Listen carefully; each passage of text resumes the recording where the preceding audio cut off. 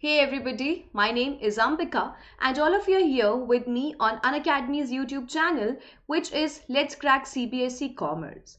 So before beginning with the revision session of our class, I want to tell all of you all about Unacademy, how it functions, and because we are left with hardly few months to our finals, so why it is mandatory for all of you to enroll yourself to our Plus or to our Iconic subscription.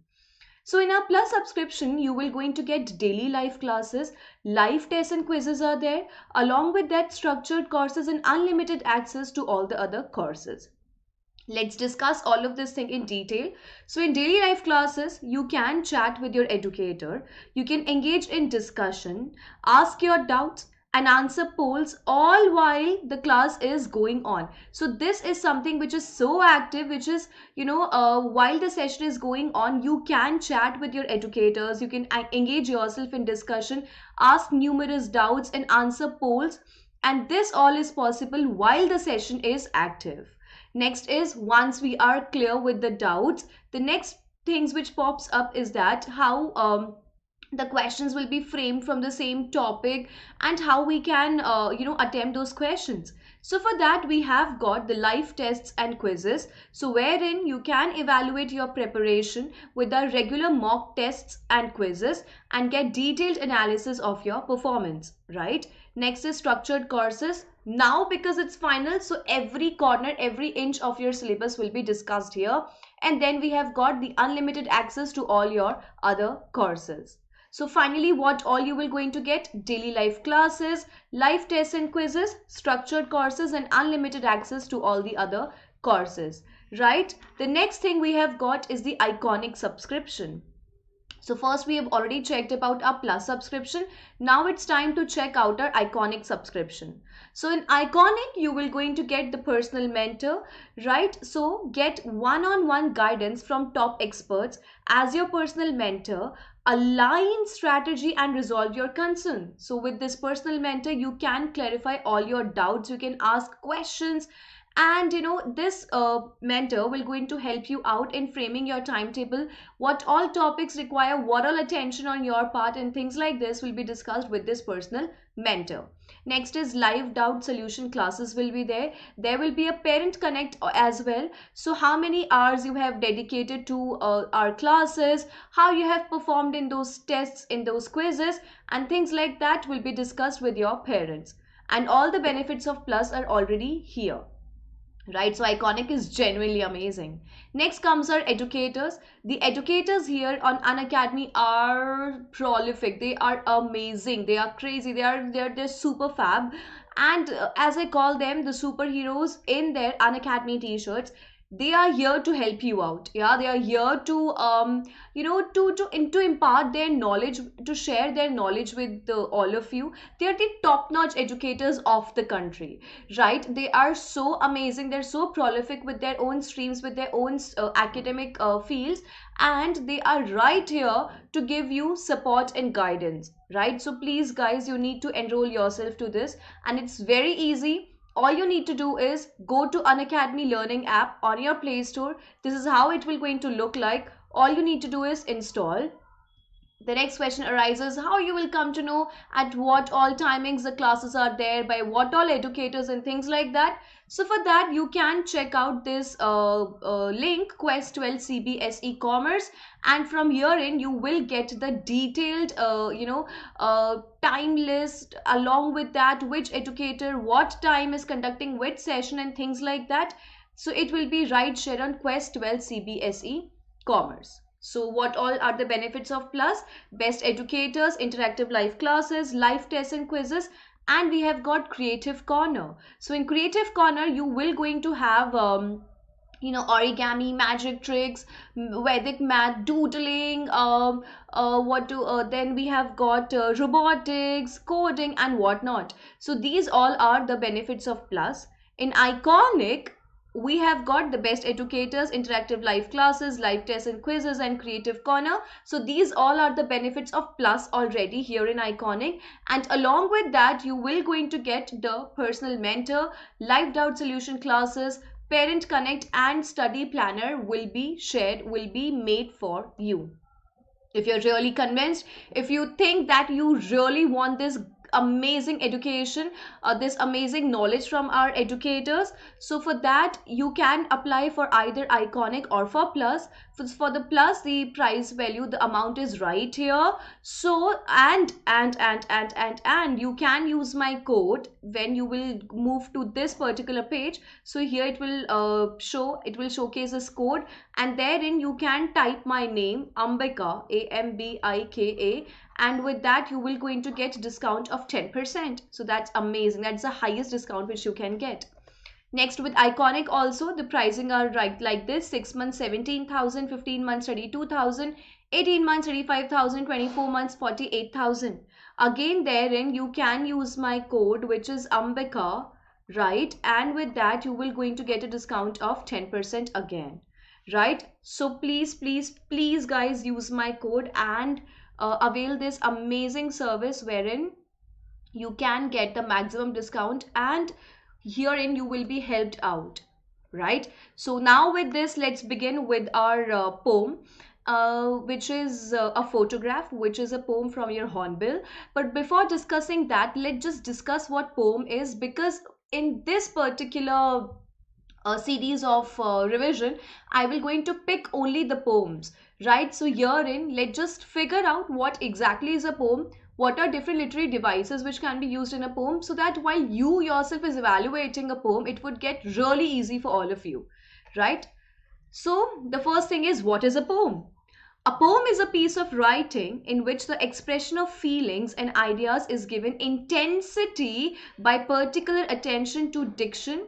Now, diction का मतलब क्या होता है? Rhyme scheme, okay, rhythm, imagery. So how we have music, right? So once we listen to any of those songs, and how we can so relate with it, how we can so imagine it, you know, there are certain imagery used in that. So that is there with poems also, right? So poem is basically a piece of writing in which the expression of feelings and ideas is given a lot of importance, okay?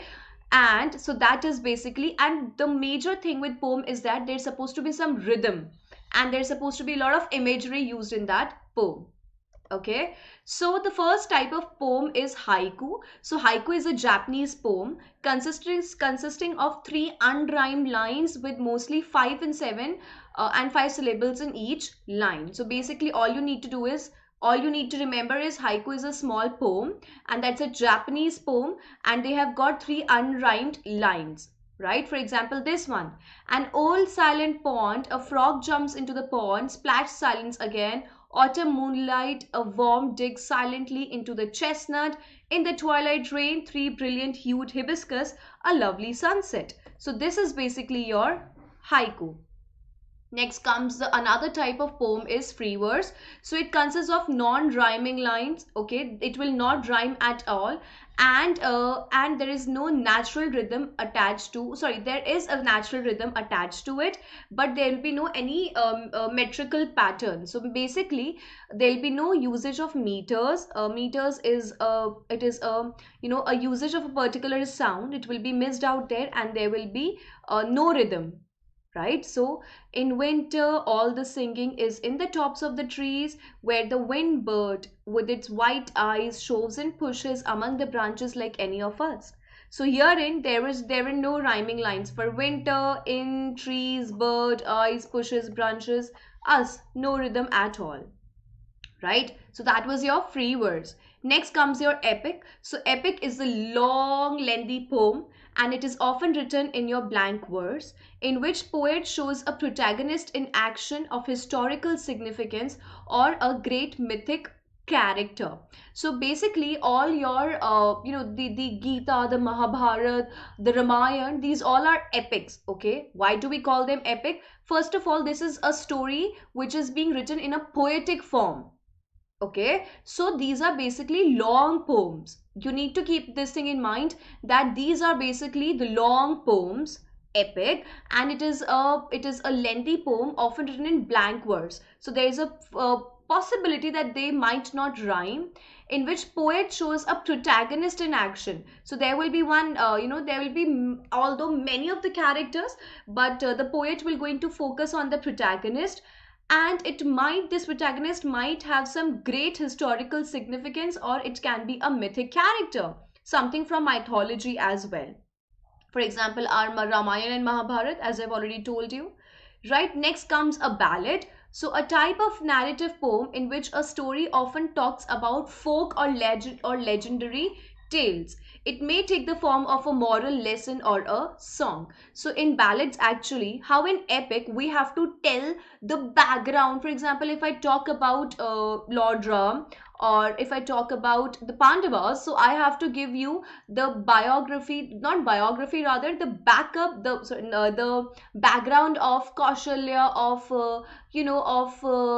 Mithila, and there are certain other things which needs to be covered, right? How Dashrath has killed one, he just assumed that it's a deer, and how he shot one arrow into it, and that was Shravan, and Shravan's parents gave um curse to Dashrath and things like this. So you have to give a lot of background touch to your story, and then you can come to the final one. Okay, therein, because something has been happened in the past, and as a result of this, the story goes on in epic. But in ballad, it is talking about a character.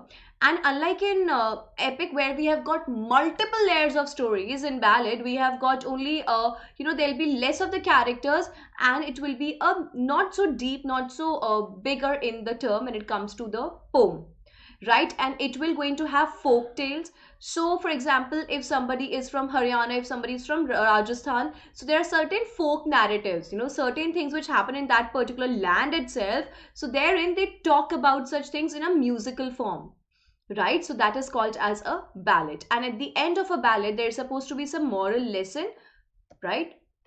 Next comes our sonnet. So, sonnet itself means a 14-line poem, and with iambic pentameter and tone or mood changes after 8 lines. So, as I've already told you, it is basically a combination of 8 plus 6, right?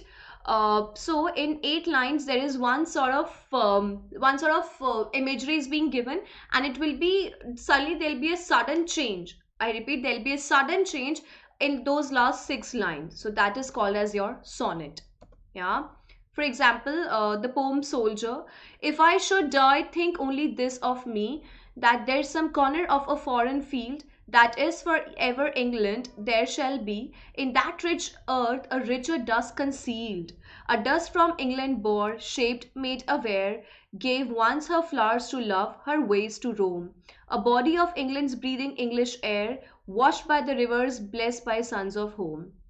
And think, this heart all evil shed away, a pulse in the eternal mind no less, gives somewhere back the thoughts of by England given, her sights and sounds, dream happy as her day, and laughter learnt of friends and gentleness, in hearts of peace under an English heaven. Right, so that was your this is your poem, which is a sonnet, okay? And here it says that, okay, let's just count the lines first. So it's 1, 2, 3, 4, 5, 6, 7, 8. Okay, so we have got 8 till here: 9, 10, 11, 12, 13, and 14. So in all we have got 14 lines. That's a rule, children. Whenever somebody is writing a poem, there is supposed to be some rule which needs to be followed, right? So in the sonnet also, that's what we have got. You have to follow certain rules while writing a sonnet. Okay, so that is, there are supposed to be 14 lines. Till line 8 there is one certain mood, and after that, from line 6, rather, I mean that ways, 9, 10, 11, 12, 13, 14, there will be a sudden shift, there will be a sudden change in the mood of the poet. Okay, next comes a poem which are elegies. So elegies, it's basically a melancholic means a sad. Okay, that's a sad poem in which the poet laments means he cries, he's sad, yeah, he's doleful, the death of a subject, though he gives consolation towards the end. So in the elegy, the poet will going to it will he will going to write about the loss which has occurred in his life, and by the end he will going to console himself that okay, that's how life goes and things like this. So this is called as an elegy. Yeah. For example, for the last time as I put my hand on his chest, I could feel his heart beat very hard and slow, As we held each other close, no words were needed for the love we had for each other. Looking into his eyes, tears were coming down my face as he pulled me to him gently with a kiss and whispered, "Life is hard, death is easy. Leaving you is the hardest." I feel his lips go away like the beats of his heart. So that is your elegy.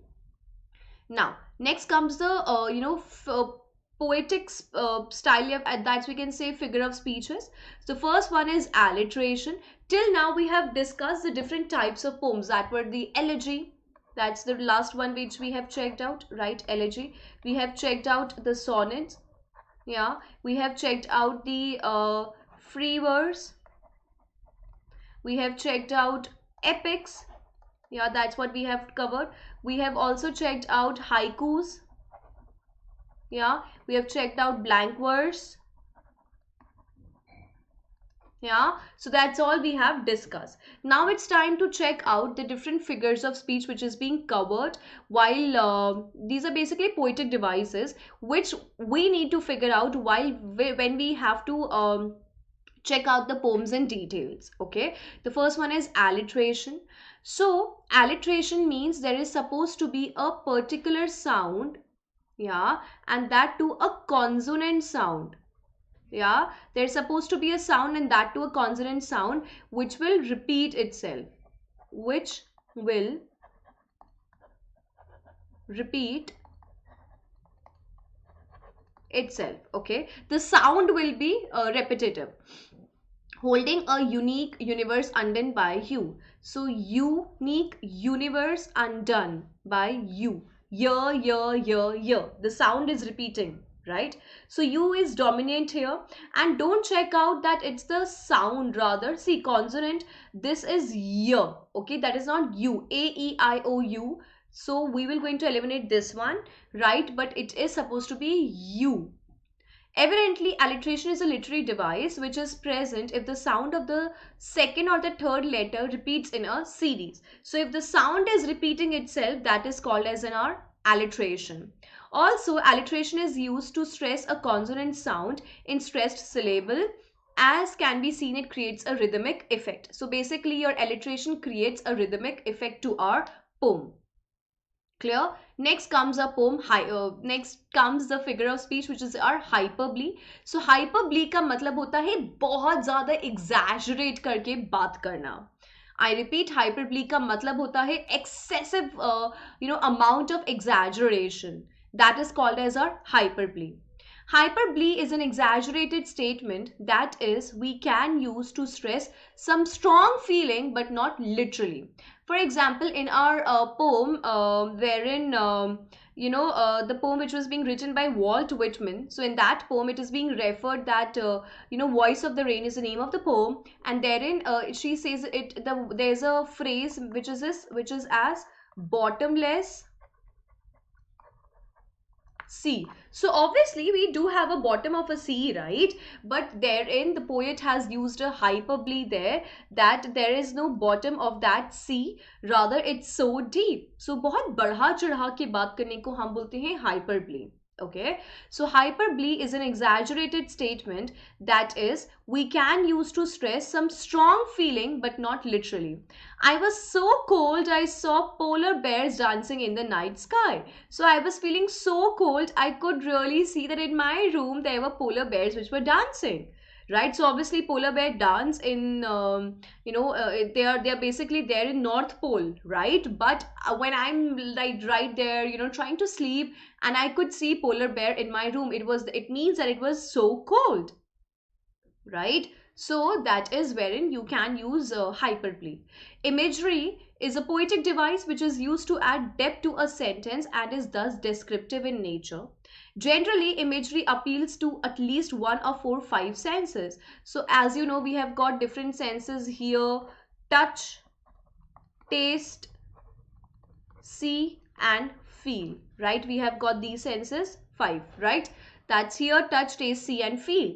So at least one these imageries which we are going to use next needs to appeal to us in either of these. It needs to appeal to either of these five senses. In other words, imagery creates an image in our minds, thus adding depth to the literature. So the final objective of imagery is that it adds up the meaning to our literature. Then imagery is further divided into two parts. The first one is metaphor and the second one is simile, right? So simile, as you already know, it is simile wherein we use like or as. Okay, metaphor, the metaphor is used to describe a thing by mentioning some other things. So when we are comparing two things, they are called as metaphor. Also, a metaphor is used when something is directly related to the another without drawing any line of distinction between them. For example, spread myself on a blue canvas. So wherein you are comparing yourself and with a blue canvas, so therein it has made a comparisons between two different things, that is metaphor, right? Simile is one major difference between a simile and a metaphor is that in a simile we describe two things as similar to each other, whereas in a metaphor two things are presented exactly as one. So हम लोग ने simile में क्या करना है बच्चा? So it is as red, it is the blood is as red as rose. Okay, weird connotation, but okay, let me try another one. It is as soft as silk. So we are comparing one thing with the other, right? But on the contrary, in metaphor, one thing is being presented exactly as the other one, right? So that is called as our metaphor, right? See, both metaphor and simile are bifurcations of imagery. There is a thin line between both.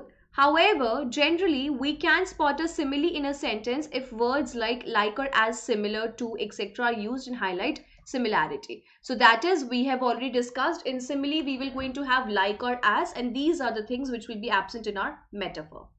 Next comes is our irony. So one of the most commonly used poetic devices is irony. An ironical statement induces a sarcastic effect. In other words, we can detect irony when we write something that is contradictory to what is expected. So irony का मतलब होता है कि आपने कुछ और कुछ expect किया था और उसका एकदम opposite हो जाता है. For example, a fire station burns down.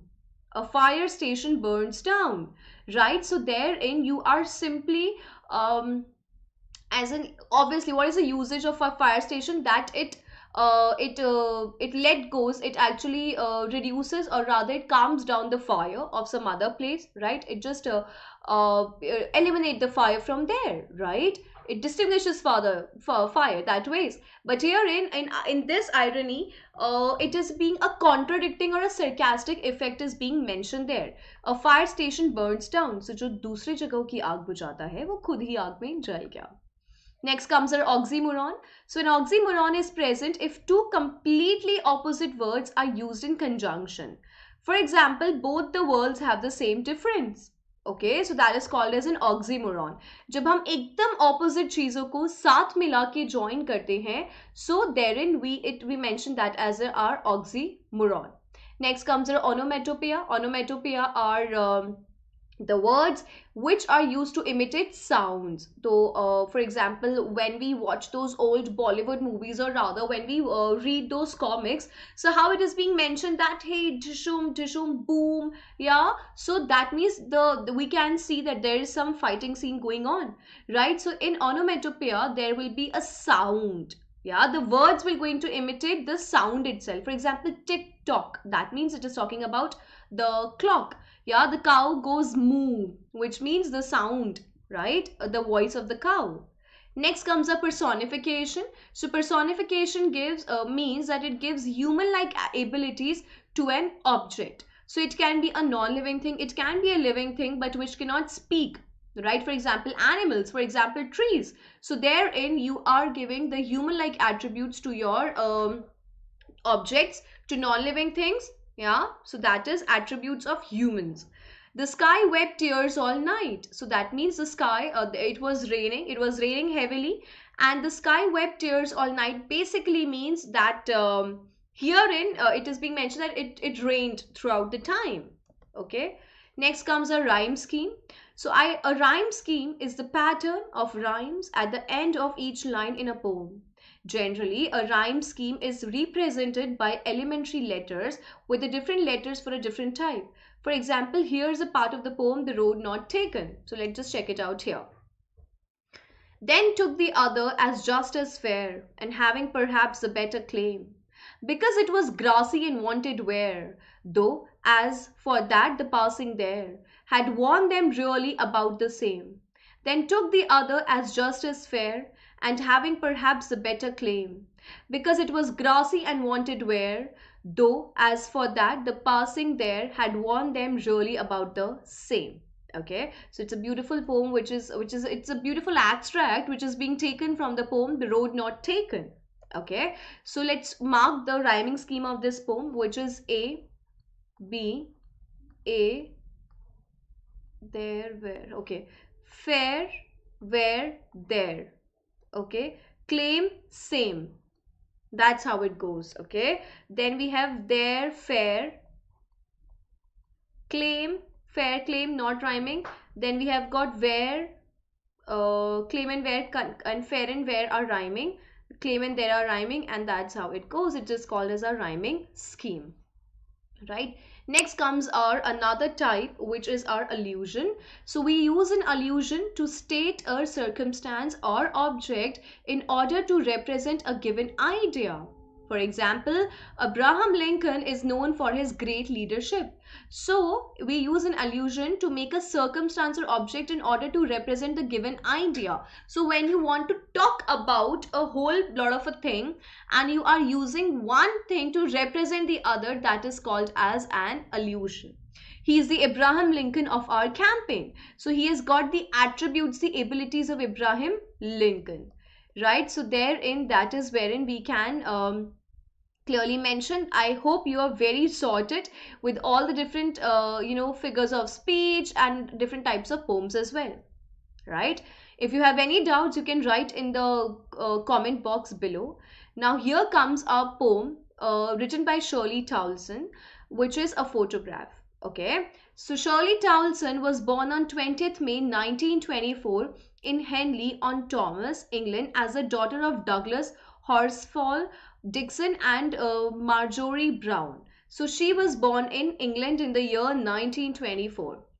She had a huge passion on writing and was greatly influenced by her father, who was a writer too. So, right, so she was really influenced by the writings of her father. She secured a BA in literature from Brockenhurst College in London in the year 1953. Shortly, she took writing as career, but also served as the editor for many magazines in meantimes. She married Alan Brown John on 6th February 1960. After 9 years, they divorced in 1969. So that is all which we need to know about our very much beautiful poet, that is Shirley Towson. So in this revision class, I am going to speak about in detail the whole poem. We're going to check out the NCERT questions, and along with that, we're going to solve our MCQ questions as well. Okay, so let's check out the introduction of a poem.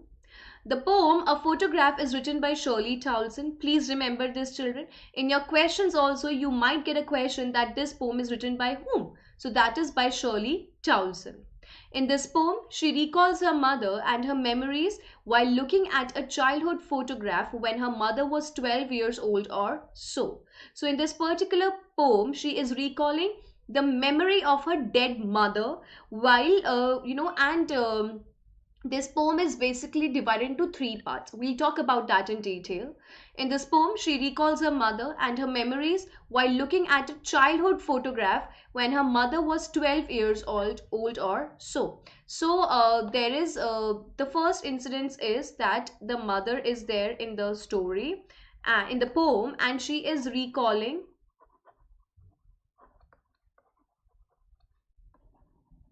her own memories of her past, and these are basically her childhood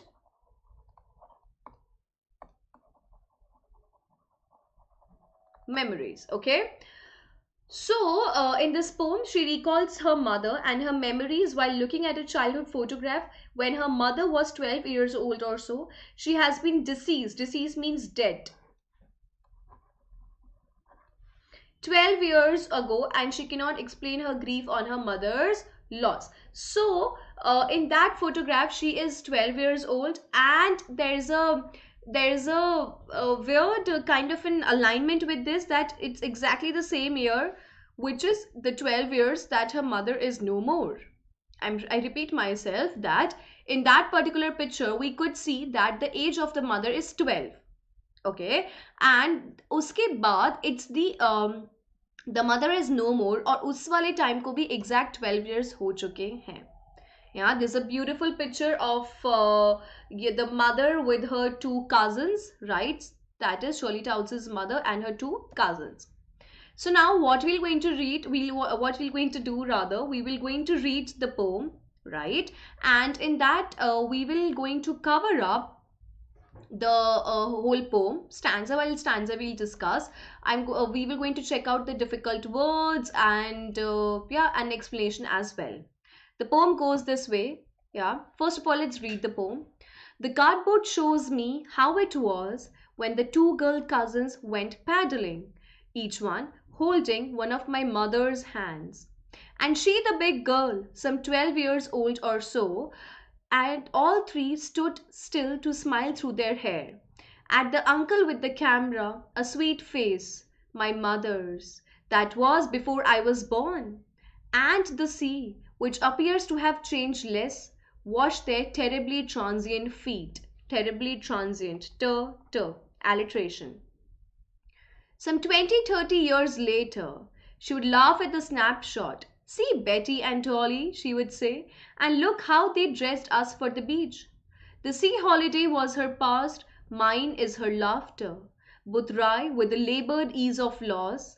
Now she has been dead nearly as many years as that girl lived. See this line as I was telling you. Now she has been dead nearly as many years as that girl lived.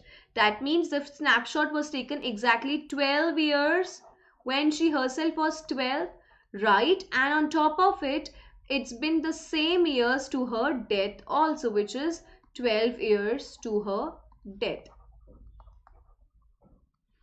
And of this circumstance, there is nothing to say at all. It silences. It's a beautiful, beautiful, beautiful, beautiful poem. Now, so we're going to check out this poem in while discussing each of the stanzas. So let's paraphrase the first one. The cardboard shows me how it was when the two girl cousins went paddling, each one holding one of my mother's hands, and she, the big girl, some 12 years or so. Okay, so let's get started. Cardboard means very stiff paper board on which the photograph was pasted. Let's just write it down. Cardboard means a stiff paper board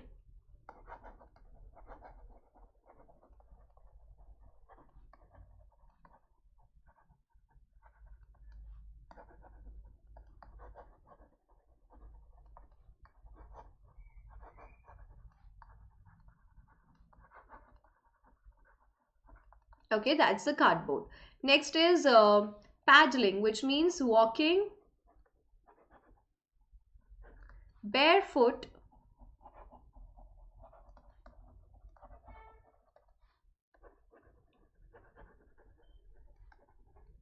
on the shallow water. Okay, next we have got big girl.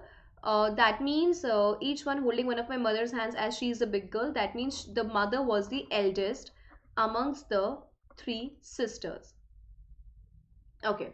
The cardboard shows me how it was when the two girl cousins went paddling, each one holding one of my mother's hands, and she, the big girl, some 12 years or so.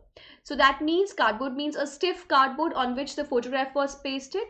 Paddling means जब ना अगर आप लोग कभी किसी सी शोर पे गए होंगे या फिर बीच पे गए होंगे, so know how we go all barefoot there, right? And on top of it, when we because to the initial level of the beach itself, the water is shallow, okay, वो इतना deep नहीं होता है. So they all were barefoot and they were paddling there. So let's check it out, this one in detail. An old photograph of the poet's mother, which was pasted on cardboard, makes the poet recall the old memories of her mother's childhood. So, the old photograph of the poet's mother, तो वहाँ पे वो जो old photograph है, that is basically the poet's mother's photograph, and which was pasted on cardboard, makes the poet recall the old memories of her mother's childhood. The photograph is a depiction of her mother's enjoyable moments, and this in this photograph we could really see, we could really cherish or enjoy, the mother's enjoyable moments at a sea beach with her two cousins who were younger to her. And how do we know that they were younger to her? By checking out this line. And she, the big girl, some 12 years or so. Don't get confused between this age, which is for this age, which is 12 years. Okay. They were walking in shallow water with bare feet near the beach, and they all were walking in shallow water with bare feet. That means they weren't wearing anything and they were near the beach. The mother was standing in the middle and holding hands of her two cousins, and the mother was there in the center, and she has held hands of both the cousins who were standing on each side, and these both the cousins were standing on both the sides. The poet's mother was 12 years old then. As I've already told you, please children, this is really important that the age of the mother was simply 12 years. It shows that the photograph was very old, but the poet has kept it very carefully as it reminded her of sweet memories of her mother's childhood. So this basically the photograph was very old, and she has kept it very carefully because this was the golden days or times of her life, so that is why she has kept it very closely to her heart in a very proper manner. The photograph also indicates how enjoyable her mother's childhood was. And आप लोग को भी होता होगा ना nostalgia. I have used this term, which is nostalgia.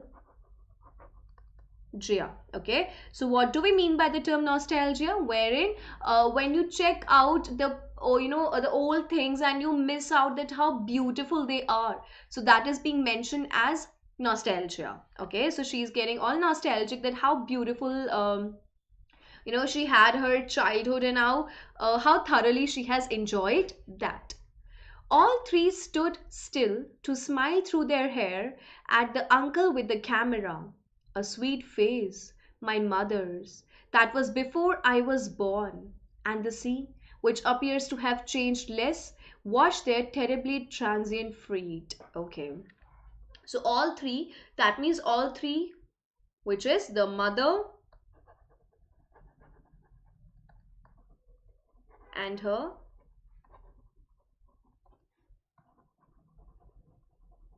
two cousins. Okay, so all three were standing right there.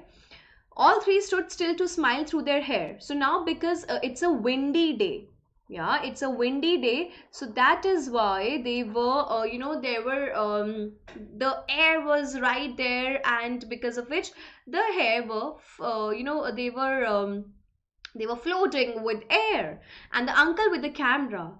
A sweet face at my mother's, that was before I was born. So again, obviously, she was simply 12 years old. So that time her mother was really sweet. And the sea, which appears to have changed less, washed their terribly transient feet. Now, this is important, that how come the sea have changed less?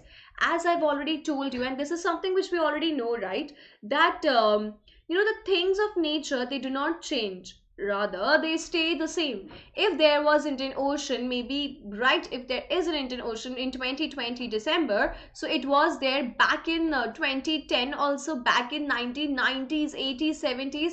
In fact, it's centuries and centuries and centuries and centuries old, right? So it still remained the same, but it's we, the human beings, who have to go a lot of changes. It's we who dies, we are the mortal beings, but the nature, okay, I have used a term which is mortal and immortal. Yeah, so these are the things which are that something which cannot die and something which can die. So obviously humans die, right? And it watched their terribly transient feet. So let's check out the meaning of the words, which is still. So yahan pe all three stood still. So when somebody clicks a picture, how still we get, right? How still we are supposed to remain, right? To get clicked, right? So that is without moving or shaking. Smile through.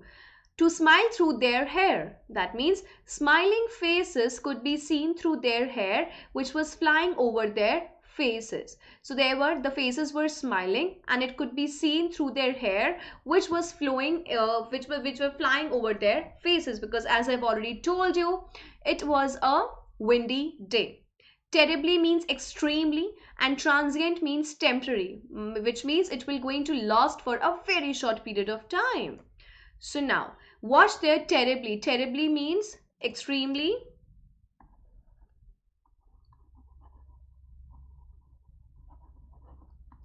and transient means temporary. Okay, so the sea which has changed less, it has washed away their extremely temporary feet. Because why? We are extremely temporary feet means that we human beings are here for a very limited, for a very limited time span, right? So the nature is there for forever, okay, but it's we the human beings who are supposed to leave this planet Earth. Okay, the photograph shows that all three girls, the poet's mother and her two cousins, stood still and smiled at the camera when their uncle clicked their photograph at the sea beach. So the photograph, what she was looking in that photograph, that there were three girls, and all three girls, the mother was standing in the center, and the two other girls were standing next to her, and they were standing still.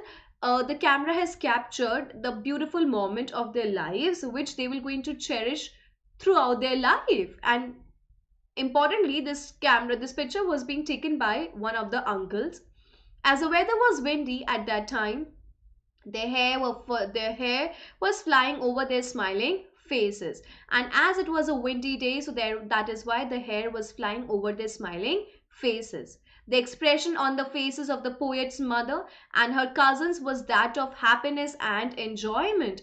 And the expression on the faces of the poet's mother, the expression which we could see on the face of the poet's mother and her cousin, was full of enjoyment and happiness. The mother was looking very pretty at that time, and the photograph was taken a long time ago. So, how adorable we all look like in our childhood, right? So, that is how the mother was also looking very naive. Okay, I have used this term naive, which means innocent. You can use this term wherever you feel like adding up, which means we could really see her innocence in those pictures. Everything has changed since then. Her mother grew up, right? So, in the first stanza, we have clearly seen the childhood of mother. Okay. In the second stanza, we have seen that now everything has changed, so she is an adult now. Everything has changed since then. Her mother grew up. Now she was dead, and the poet was reviving her memories. And unfortunately, the mother is no more, and the poet is simply reviving those memories of her mother. The only thing that has remained unchanged is the sea, which is washing the feet of all three girls. Now, how come the sea was washing away? See, the sea is unchanged, as I've already told you. The sea is unchanged, which has washing the feet of all three girls, right? The mention of the word transient means temporary.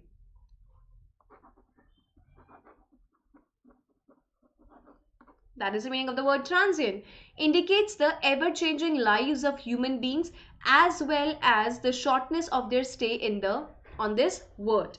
So it talks about that for a very specific period of time we are here on the earth, and how this is, we have to live this in this moment of our life here on earth thoroughly. Okay, in contrast to the eternality of nature. Eternal means which never ever dies. Eternal means which never ever dies, okay, which is eternal. The girl's life changed drastically during this period, but the sea has not changed. So obviously these girls they're grown ups and everything has changed for them since this particular time has ended up, right? And but there is not even a slightest of the change with the sea. The stanza beautifully explains the transient nature of human beings, and the stanza beautifully talks about that how for a very specific, for a very temporary period we are here on earth, and that is the reality of humans. Okay, some 20, 30 years later, she would laugh at the snapshot. See Betty and Dolly, she would say, and look how they dressed us for the beach. The sea holiday was her past, mine is her laughter. Both rye with the labored ease of loss. Okay, so it is saying some 20, 30 years later. So because this picture was taken when the mother was how many years old? The mother was simply 12 years of age, right? Now it's once that childhood is over and she was an adult, she already had the daughter, which is Shirley Townsend, and now that means after 20, 30 laters, when she was checking out the same image, she would say, and she would laugh at the picture, she would say, see Betty and Dolly, and look how they dressed us for the beach. So who is they here? That is basically the parents of the mother. The sea holiday was her past, mine is her laughter. So how she was reminiscing of the past. In a similar way, mine, for me, her laughter is the thing of past. Both rye with the labored ease of loss, and they both rye with labored ease of loss. Let's check it out. Snapshot means a photograph.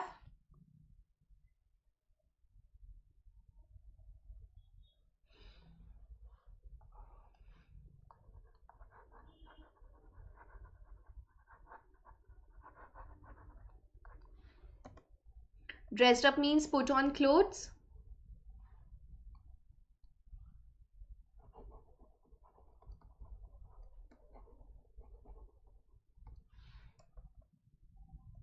Rye means disgusted.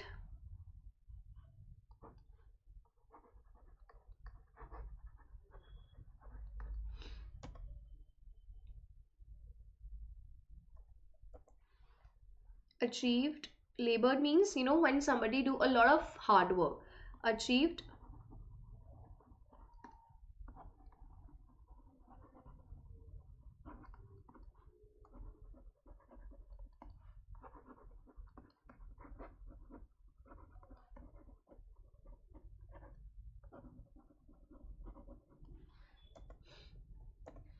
And ease means comfort.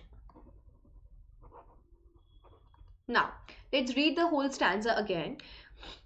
Some 20, 30 years later, she would laugh at the snapshot, see Betty and Dolly. She would say, and look how they dressed us. Dressed us means put on clothes, us for the beach.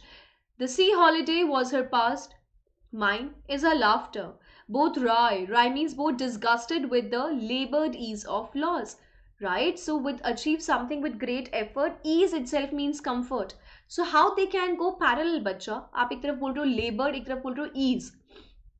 Labored means when you are putting a lot of effort into something, that is called as labored, and ease means comfort. So let's just check it out what the poet is trying to say in this particular stanza. Even 20, 30 years later, the mother would look at the photograph and laugh nostalgically, remembering the happy memories of her past. So even 20, 30 years later, the mother would look at the photographs. She would going to check out the photograph and she would have laughed nostalgically, as there's a nostalgia of remembering her past, the happy memories of her past. Mother would look at the photograph and comment on the dresses worn by the cousins, Dolly, Betty, and herself. And she was simply commenting that how they have all dressed up for this particular, how they have prepped up for this particular moment. Sea holiday was her mother's past, and her mother's laughter has become a thing of the past for the poet, as her mother was now dead. So, for the mother, the sea holiday was the past, and for the poet, the smile of the poet's mother is a thing of past. How come? Because she is now dead. The poet still remembers how her mother would laugh at the photograph, remembering the sea holiday with a fondness as well as a sense of loss, because that time would never come back. So the poet still remembers, the poet still recalls, remembers that, how her mother would laugh at the photograph, and, remembering by checking out, by recalling the fond memories of the sea holiday, right? As well as a sense of loss, because that time would never come back. And that is basically, a time of a loss also, because that is the time which can never ever come back. In the same way, poet feels nostalgic thinking about her mother and her laughter, which has become a thing of the past. The word labored and ease are opposite to each other but describe the same entity, which is loss. Okay, and here comes the last stanza of the poem. Now she's been dead nearly as many years as that girl lived. And of this circumstance, there is nothing to say at all. Its silence silences. And this is really important, this particular line. Now she's been dead nearly as many years as that girl lived. So that is, she is no more, and she is dead now. And of this circumstance, there is nothing to say at all. Its silence silences. Circumstance means situation, and when silence का यहाँ पे मतलब है when somebody is unable to speak something, that is called as silence. The poet recalls that it is nearly 12 years since her mother died. So it's now exactly 12 years that since the time that her mother died. The poet is consumed with grief but is left with no words to express her loss and pain. So the poet is consumed with excessive amount of grief and is left with no words, and the poet is left with no words to express her loss and pain. She's so much deep down into the pain, into the trouble, that she is going going short of words, wherein she can express her loss and pain. The poet is totally absorbed in memories of her dead mother, and the poet is totally deep down into the memory lane of her dead mother. The painful silence of this situation leaves the poet speechless, and the painful silence of this particular situation, yeah, it has left the poet speechless. The poet can feel the grief but is unable to express it through words. So the poet can actually feel the grief, you know, um, she could really feel what her mother must have went through, but then she has no words to express that. The silence caused by death makes the atmosphere gloomy. Gloomy means sad. Yeah, so the silence caused by death makes the atmosphere gloomy when no one is able to utter words. So therein nobody, I repeat, nobody is able to utter a single word after that death of the mother. Okay, so that is our beautiful poem, which is a photograph. What all we have covered till now, we have checked out the different types of poems. Along with that, we have checked out the different figures of speech which is being used in the poem. Yeah, is it an alliteration? In general, we have checked out, yeah, allusion, alliteration, oxymoron, simile, metaphor, and whatnot. We have already checked out the poem. Yeah, we have checked out in detail this poem, and let's revise the whole poem, which is being mentioned as, the cardboard shows me how it was when the two girl cousins went paddling, each one holding one of my mother's hands, and she, the big girl, some 12 years or so. All three stood still to smile through their hair at the uncle with the camera. A sweet face, my mother's, that was before I was born, and the sea, which appears to have changed less, washed their terribly transient feet. Some 20-30 years later, she would laugh at the snapshot. See Betty and Dolly, she would say, and look how they dressed us for the beach. The sea holiday was her past, mine is her laughter, both wry with the labored ease of loss. Now, she has been dead nearly as many years as that girl lived. And of this circumstance, there is nothing to say at all. It's silence, silences. Right? So we have already checked out the word meaning, the paraphrasing is being done, the explanation is being done. Now let's check out, it's time to find out what all poetic devices is being used in this poem. It's time to find out the allusion. An allusion is a reference or an incidental mention of something, either directly or by implication. Right? So allusion का मतलब क्या होता है? One thing is referring to the other one. Right? It is reference of an identical mention. Identical मतलब similar mention of something. या तो हम उसको directly use कर रहे हैं या फिर उसको एक implication, उसका एक replica use कर रहे हैं. An example of allusion in this poem is cardboard, which actually refers to the photograph. Okay, so यहाँ पे we have got one allusion and that is a photograph. Okay, वो जो cardboard था वो एक चीज को refer कर रहा है. There is a similarity between the word photograph and cardboard, right? So that is our allusion. Clear? Next one is our alliteration. Alliteration is the repetition of the initial letter, generally a consonant, of several words, making the stressed syllable in a line of a poem. So alliteration means repetition of a consonant sound. I'm writing it here. Repetition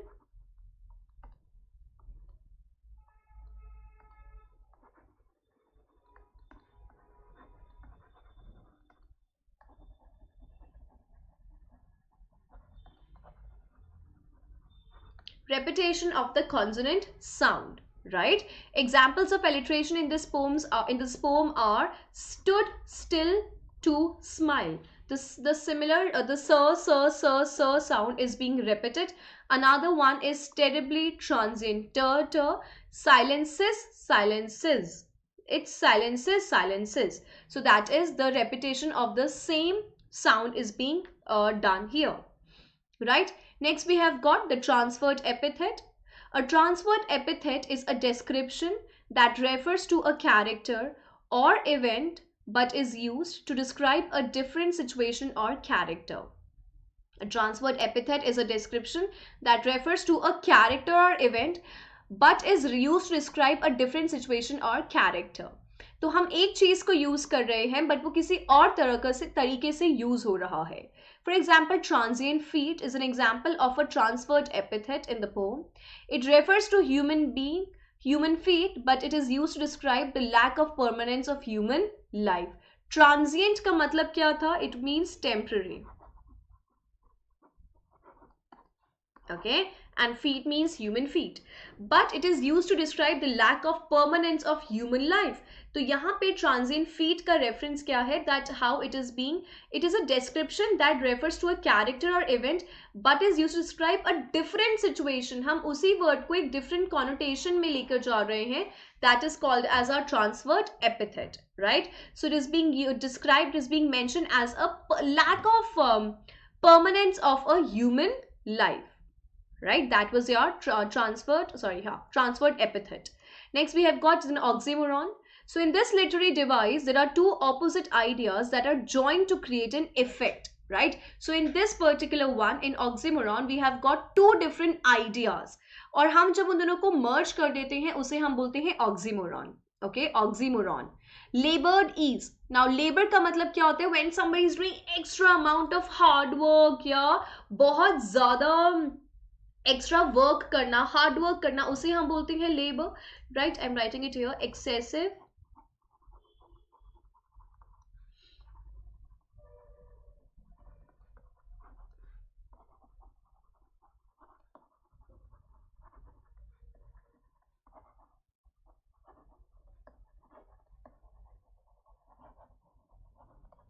so that is excessive amount of hard work or lack of comfort. That is something which we understand by the term labor. And ease का मतलब क्या है? Comfort.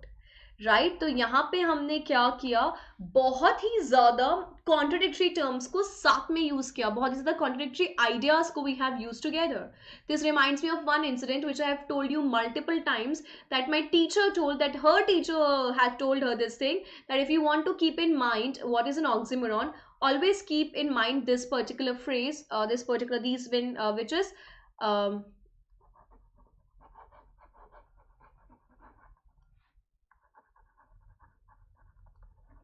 happily married. So that is your oxymoron. Okay, labored meaning the with great difficulty, and ease means comfortably. Both words have opposite meanings, but here they are clubbed together. So these words obviously have got two different meanings, but herein they are being clubbed together, they are being merged together, right? That is called as our oxymoron. Next is personification. I have told you multiple times, and I know you guys are also aware what is a personification. That is, it is wherein we are giving humanly attributes or human-like, feelings, things to a non-living thing. Humanly attributes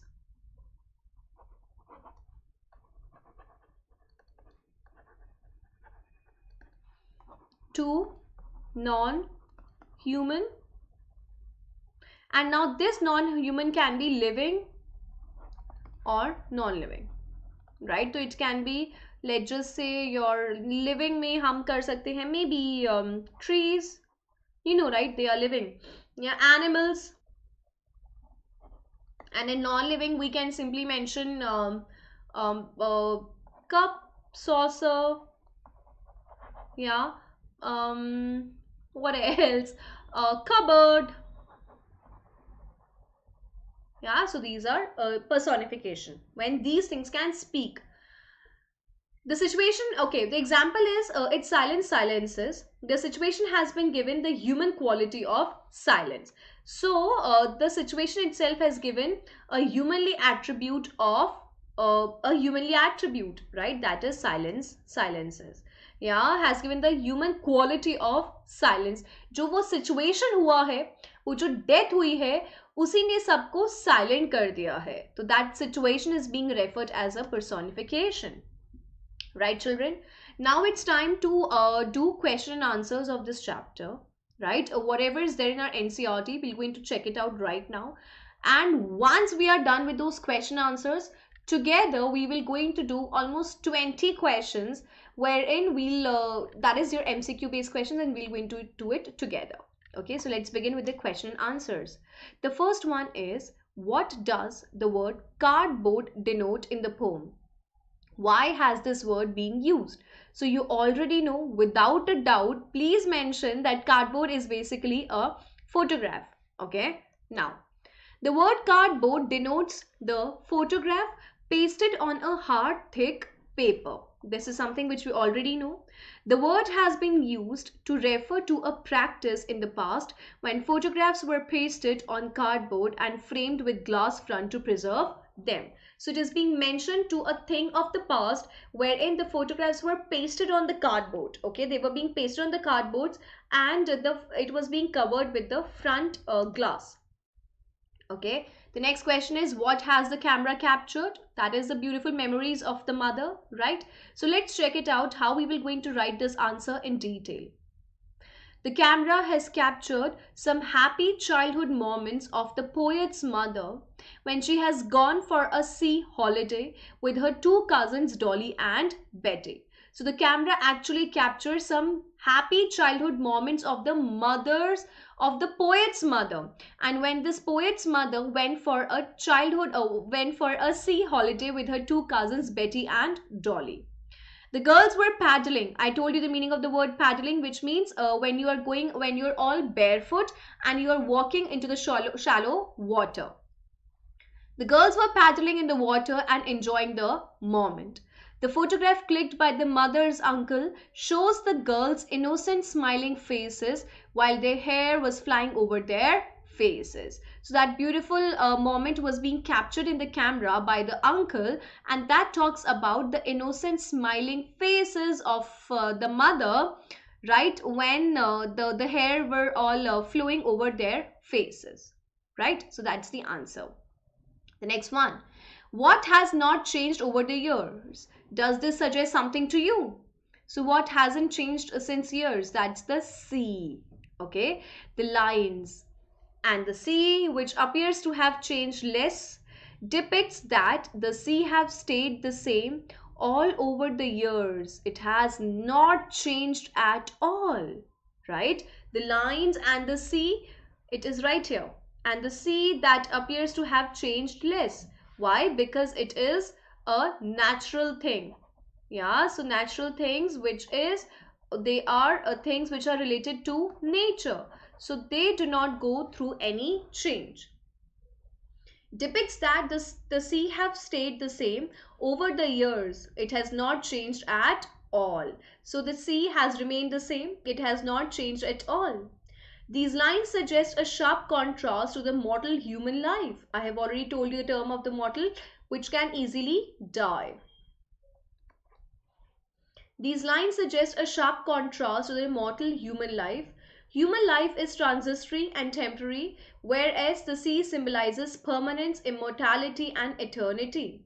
So हम लोग की जो life है वो transitory है, which means for a very short period of time, temporary, whereas the sea symbolizes permanence. Please remember these adjectives: permanence, immortality and eternity. The poet makes use of the phrase terribly transient feat to highlight the ephemeral nature of human life. That means that we can easily die. That is ephemeral nature of human life. That is so temporary. Clear? The next question. The poetess mother laughed at the snapshot. What did this laugh indicate? So the poetess mother laughed at this particular snapshot, and what does that laugh indicate? Right? What is the question? That the mother laughed looking at the photograph. So what does that laugh, us हंसी का मतलब क्या था? The laugh indicated her joy at remembering an incident connected with her past life, when she was quite young and free from the tensions and worries of life. So the laugh basically indicates her joy, her happy moment.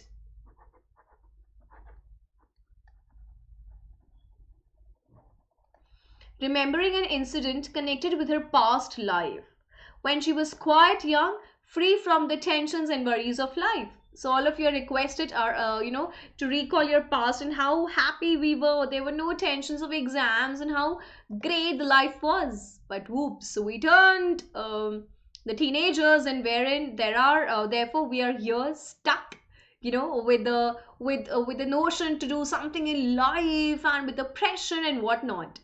Okay. The next question. What is the meaning of the line, both rye with the labored ease of loss?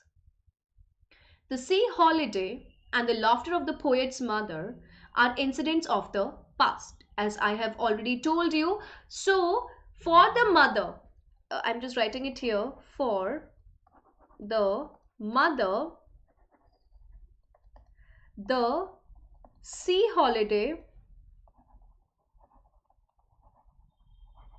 is a thing of past. And for the poet,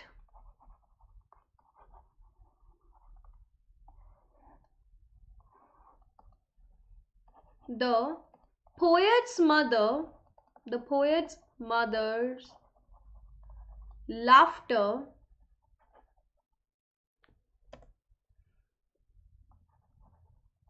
is a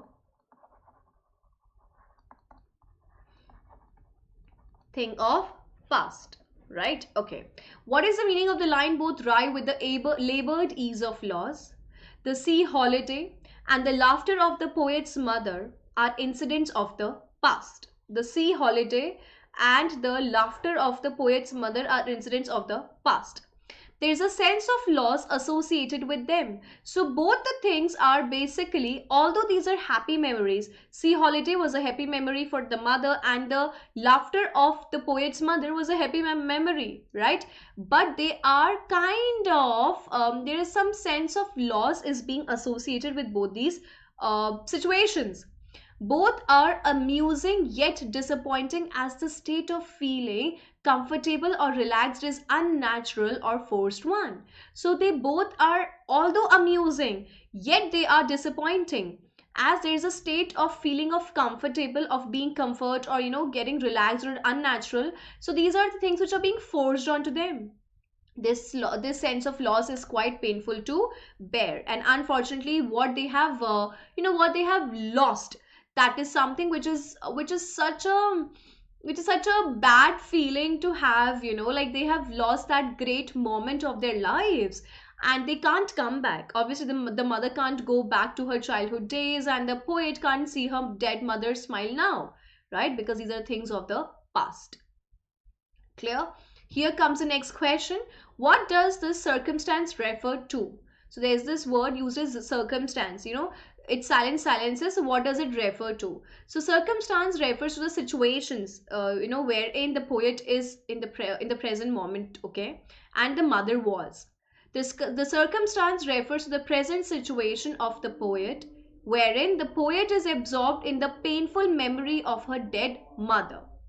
The circumstance refers to the present situation of the poet. I've already told you this circumstance is being referred to as the present situation of the poet, right? Wherein the poet is absorbed in the painful memory of her dead mother. Yeah, she is being totally absorbed into the painful memory of her dead mother. So that is something which is being mentioned here, right? How she is badly missing her mother, right? That is something which we have to do. um, Another thing is looking at the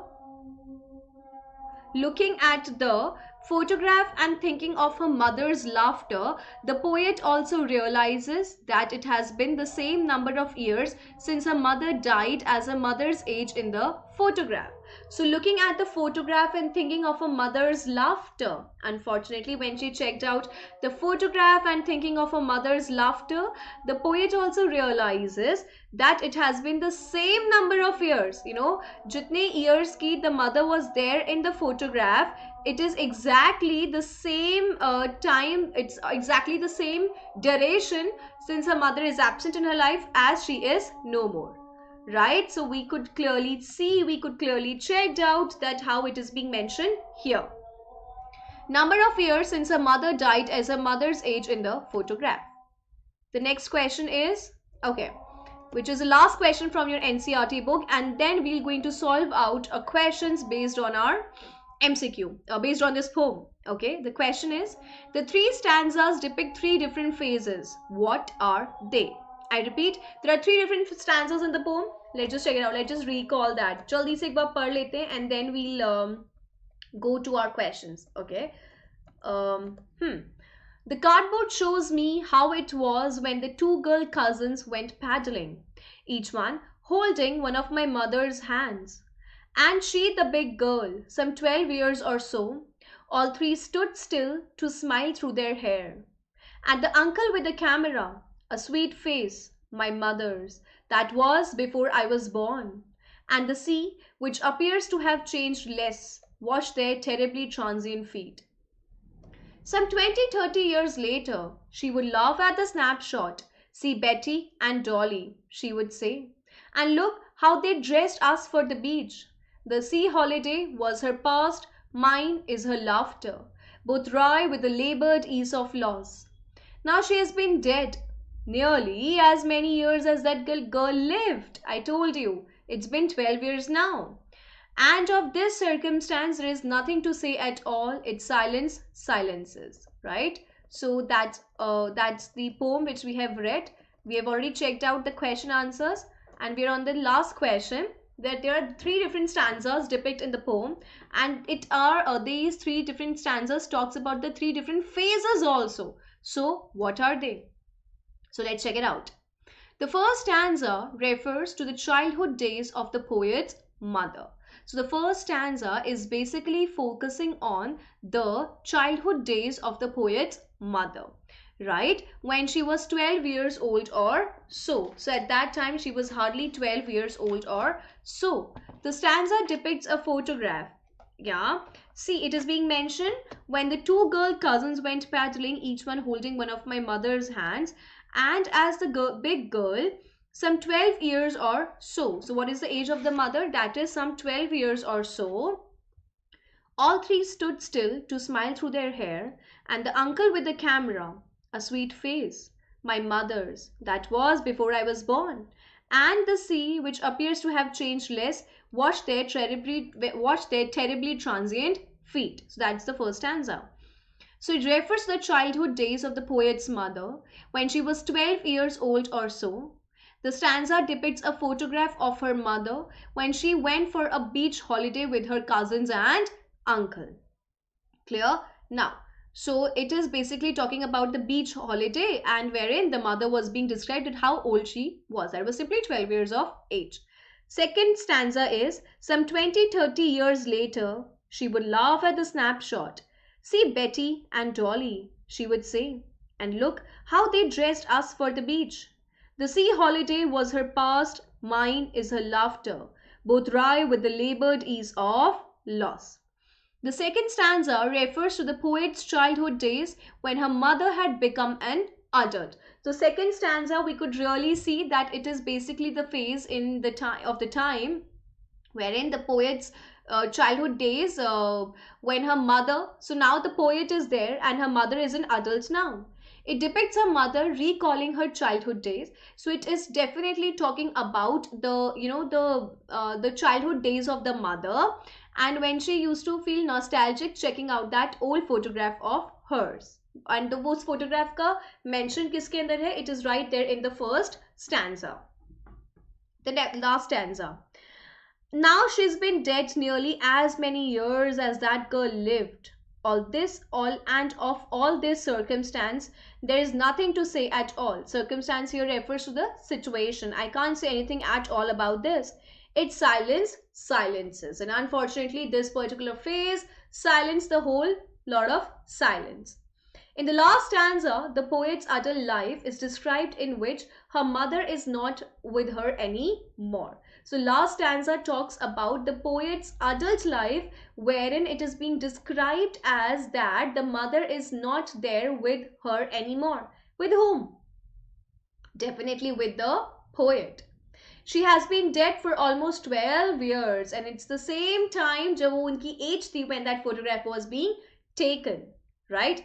The stanza depicts the poets looking at the same photograph and recollecting her mother's laughter. So the stanza is totally, completely depicting the poets looking at the same photograph and recollecting her mother's laughter. The loss of her mother puts her in utter grief. She has no words to describe the terrible pain of her mother's death. So she is finally out of words, right? She has got no words to describe how bad, how lost she is feeling right now, right? So that is a beautiful poem, a photograph, which was being written by Shirley Towson, right? We have checked out the types of poems, we have checked out the figures, the poetic devices which is being used here in the poem. We have checked out the poem, we have read the explanations, the word meanings, NCERT questions are being covered as well. One last thing is left when it comes to this poem, and that is the MCQ based questions, right? So we're going to solve it together. The first one. Who is the poet or poetess of the poem A Photograph? Shirley Towson, Rudyard Kipling, Elizabeth Jennings, or Marcus Nathan? Indeed, without a doubt, that is our beautiful author Shirley Towson.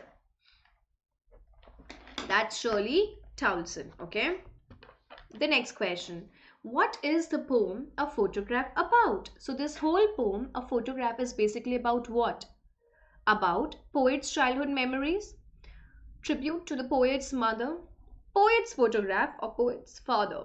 Okay, see how it gets easy to attempt these MCQ based questions is by eliminating the irrelevant, not so required points, which is poet's photograph and poet's father. Now, about poet's childhood memories or about tribute to poet's mother. That is basically tribute to poet's mother. यहाँ पे सिर्फ poet की childhood memories की बात नहीं हो रही है ना, rather we are talking about this poem is basically a tribute to the poet's mother. What was the age of the poet's mother when the photograph was taken? 11 years, 13 years, 12 years, or 14 years? I have told you multiple times that it is exactly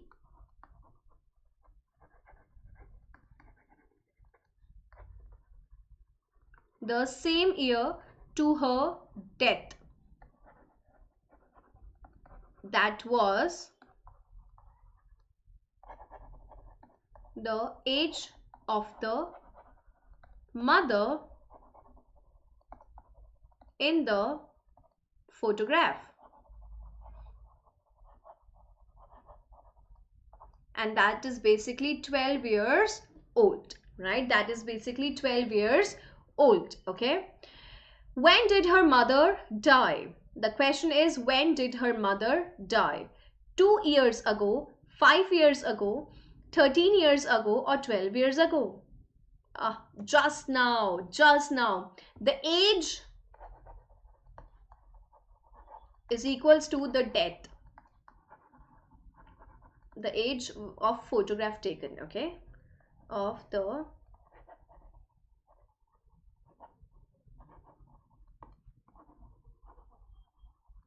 that is basically 12, okay? Next question. How many people were in the photograph? 2 girls, 3 girls, 2 girls and 1 boy, only her mother. So no, not only her mother. 2 girls and 1 boy. There was basically no boy, brother. There were one was the mother. Second was Betty, the cousin. Third was the another cousin, which was Dolly. Right? It is being talking about the people. How many people were there in the photograph? That were basically 3: mother, Betty, and Dolly. That means 3 girls. There weren't any boys. Okay, 3 girls, and it is talking about the whole, like total kitne log the in photograph. So that is including the mother, that is 3. Next question is, which material was the frame of the photograph made of? It's the first line, the second word of the poem. The cardboard shows me how it was. That means it was being made up of cardboard. Okay, and I've already told you, cardboard is basically the illusion which is being used for a photograph. Okay, यहाँ पे cardboard क्या represent कर रहा है? What is it representing? That is a photograph. Who are on both sides of her mother? So who are there on both sides of the mother? Cousins Betty and Dolly, parents Dolly and Adam, or friends? We have already checked out. I'm writing it again so that it will be imprinted in your mind. That is the mother. We have got Dolly, and we have got the third is the Betty. So that is the cousins, and who are these? These are the cousins of our mother, of poet's mother. What are the 3 of them doing in the photograph? So what are they doing? They are playing. They are standing beside house, holding hands and went for paddling. Indeed, they were holding hands, and they were paddling. The lines are, when the 2 girl cousins went paddling, each one holding one of my mother's hands. So that is the D1, holding hands and went for paddling.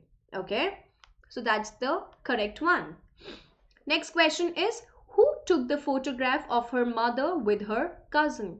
So who is the person who took the photograph of her mother with her cousin? There is no mention of the grandfather, uncle, mother's friend, her grandmother. So that is definitely her uncle. Her uncle has captured. Her uncle had captured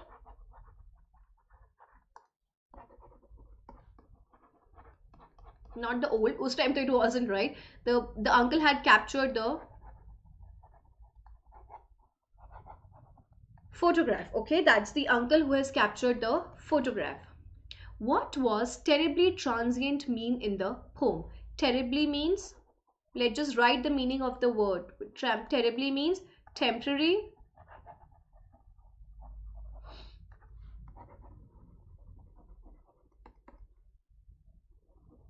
Transient means, oh god. Terribly means extremely. Of her feet represent the mother who changed with time while the sea remained the same. Temporary situation, age is temporary or none of the above. Indeed, that's the correct one. That it is.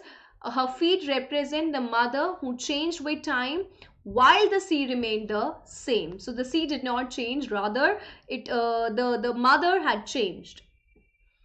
After how many years did her mother laugh on seeing the photograph? 20 to 21, 20 to 3, which is 20 to 30 years. It is being taken from the last stanza of our poem. Sorry, second last, the middle one. some 20-30 years later. So that is 20, 30, 12 or 25. So that is basically 20 to 30 years later, right? What was the favorite memory of her mother?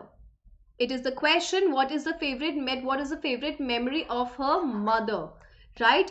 Beach holidays, school memories, vacations, or none of the above. This whole poem is being referring to the beach, and it is talking about the holiday on which the poet's mother went with her cousins Betty and Dolly. I have already told you these are the two cousins, right? And there was a reference of uncle also, who has captured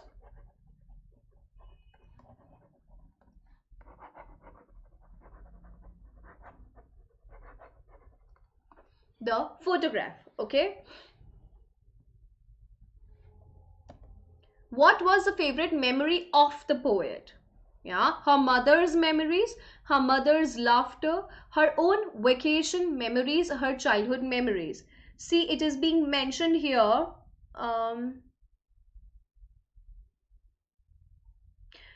She would laugh at the snapshot, see Betty and Dolly, she would say, and look how they dressed us for the beach. The sea holiday was her past. That's a question. What was the favorite memory of her mother? So that is the sea holiday, that is the beach holiday. The sea holiday was her past, mine is her laughter. And for the poet, it is basically the mother's laughter. Her mother's memories, her mother's laughter, her own vacation memories, or her childhood memories. That is, her mother's laughter is a beautiful, fond memory of the poet. Okay.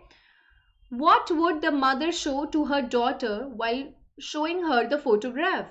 Yeah. How her parents dressed her for the beach, her cousins, her own childhood photograph, or the background. So that is how her parents dressed her for the beach. And how do we know this is the answer? See, it is being mentioned here. So that's again the second stanza, wherein some 20-30 years later she would laugh at the snapshot. See Betty and Dolly, she would say, and look how they dressed us for the beach. So how the parents have dressed the three cousins for the beach.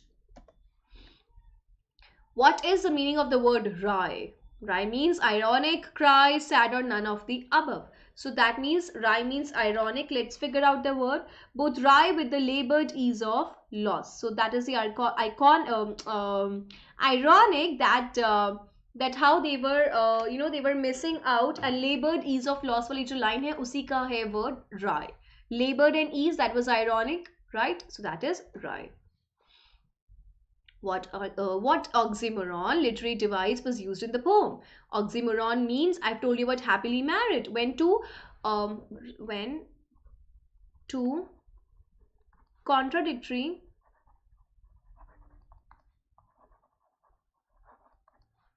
objects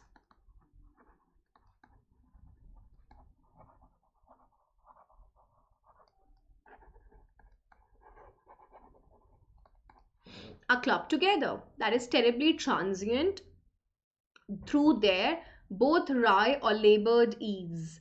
Without a doubt, I have already told you it's labored ease. Ease का मतलब क्या होता है?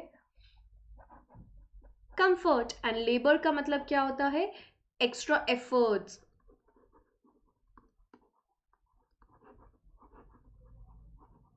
Right तो एक तरफ तो आप बोल रहे हो एफर्ट्स एंड दूसरी तरफ आप बात कर रहे हो कंफर्ट का right so that is basically laboured ease when two contradictory terms are joined together are clubbed together that is called as are oxymoron what epithet literary device was used in the poem terribly epithet का मतलब क्या होता है when one object's feature is being added to the other one. Okay, so what literary epithet or transferred epithet device was used in the poem? Terribly transient through their both wry or labored ease, and that is basically terribly transient. Okay, terribly transient, that is the literary epithet which is being used in the poem. How many phases were depicted in the poem by the poet? So in all, how many phases were being expressed, were being mentioned in the poem by the poet? 1, 2, 3, 4. So what according to you is the answer? That is 3. See, how come the first one is the mother's childhood?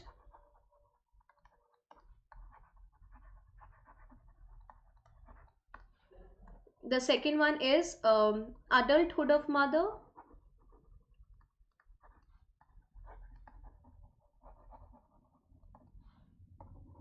And the third one is the death of the mother. So basically these are the different phases which are being described, which are being depicted, which are being mentioned in the poem by the poet. Yeah, mother's childhood, adulthood of mother, or the death. And the death, not or the death. What death? What was the last phase in the poem? So after her mother died, after she grown up, after her mother grown up, or none of the above. So that is obviously the death of the mother. That is the last phase of the poem, which is after her mother died. That is the last phase of this beautiful poem. What does she feel in the last phase? Pain and grief, happy and nostalgic, sad and nostalgic, pain and nostalgic. Obviously, there is n number of pain and grief, and there is nostalgia also. Yeah, so pain and nostalgic. Okay, so that is the correct answer for these many questions. Okay, so that is the last phase, which is full of sadness, nostalgia. It cannot be happy and nostalgic, rather it is all full of pain and grief, nostalgia and whatnot, right? So what all we have covered in this lecture today, we have checked out the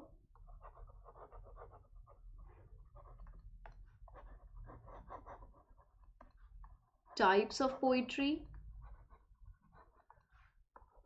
Yeah, the next one is poetic devices which is being used in the poem. Third, we have checked out the poem in all, wherein we have checked out the summary, word meanings, and we have also checked out the little biography of our author. By the way, what is the name of the author? That is Shirley Townsend. Right, and the fourth one is the question and answers.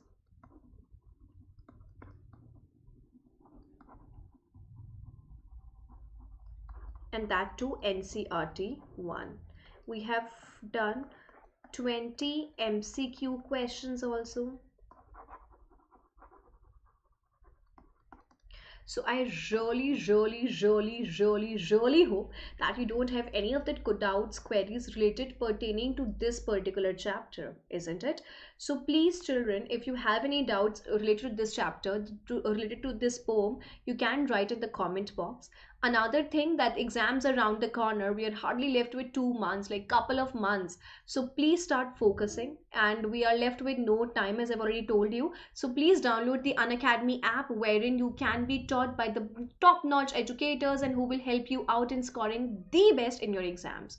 So without wasting any of your time, all you need to do is go to the app, go to the Play Store and download the app. Go for your plus or for your iconic subscription, whichever way is suitable for you. And as I have already told you, that you can use my code, which is Ambika, yeah, which is Ambika, to get a discount of 10%. So please guys, use this. With this, I'm going to take your leave. I hope you enjoyed this class thoroughly. Again, if you have any doubts, you can write in the comment box. Yeah. So have a great study time, and take care of yourself, and have a nice time ahead. Bye bye.